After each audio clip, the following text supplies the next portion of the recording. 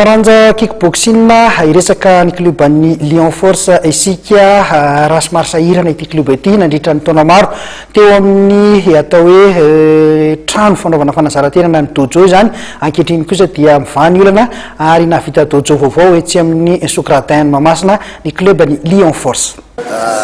Lion Force zany zao dia 7 taona no nitsomoana tao anatin'izay 7 taona izay dia tena mafy tokoa ny sedraina satria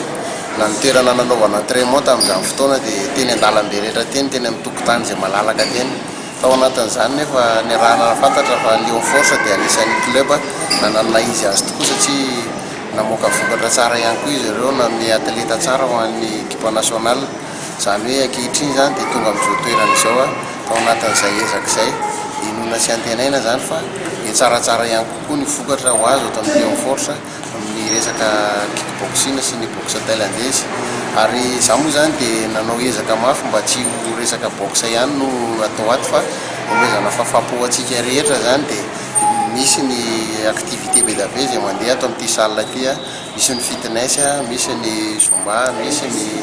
cardio misy zavatra maro samihafa zany izay hitantsika ato ary sokatra ho an'ny rehetrarehetra zany ity salle ity fa tsy mijanona ho an'ny hoe Lion Force kickboxing fotsiny fa misokatra ho antsika rehetra izay liana amin'ny sport zany dia tongafa ato Mahamasina ato amin'ny Sokradin no misy anay. Eo amin'izay hoe firoborobon'ny Lion Force zay hita zao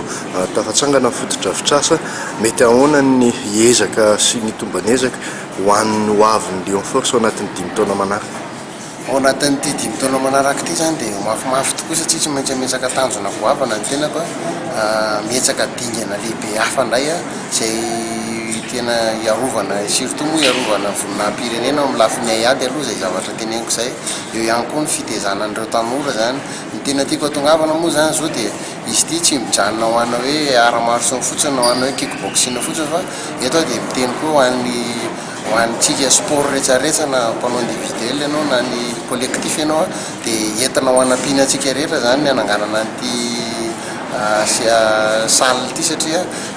hitantsika fa tena mila ny renforcement na musculation sy ny resaka condition physique zany isika ao anatin'ny préparation amin'ny sport dia isokatra ho antsika rehetra izy ity moa zany dia tsy maintsy hoe natao an'ny beson maro ary natao azy fanarahana sy fampiresahana